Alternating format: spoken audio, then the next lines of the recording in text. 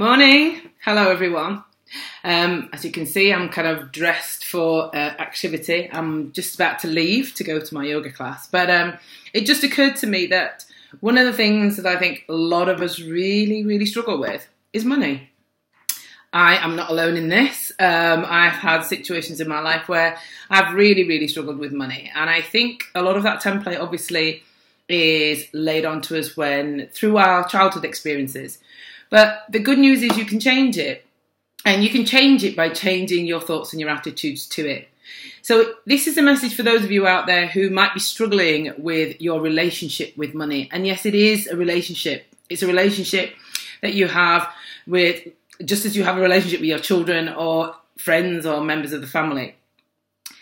Is your relationship one of there's not enough of it to go around? Is your relationship one of I never have enough? Is your relationship one of I always just have just enough?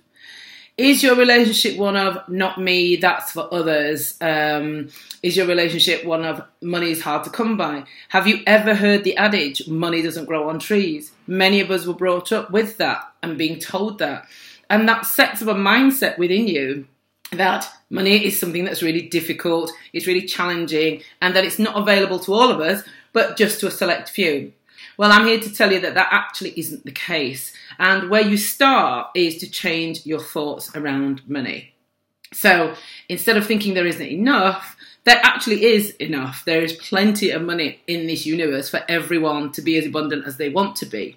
But we need to try and find a way of drawing that to us energetically, emotionally, and psychologically so that we can then enjoy the fruits of it. And when you enjoy the fruits of it, you're more grateful and then you attract more.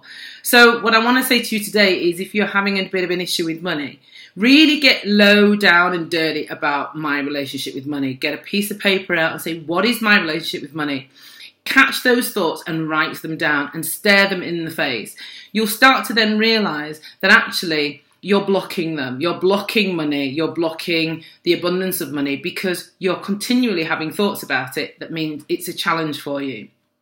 Once you've done that, you're then able to unpick and start to try and catch yourself when you start having those thoughts and start to change those thoughts. So perhaps you can change your thought to just try one that's easy for you initially, not one that says, oh, I'm a millionairess or a millionaire, etc., and I've got this, and this, because that's too big a leap.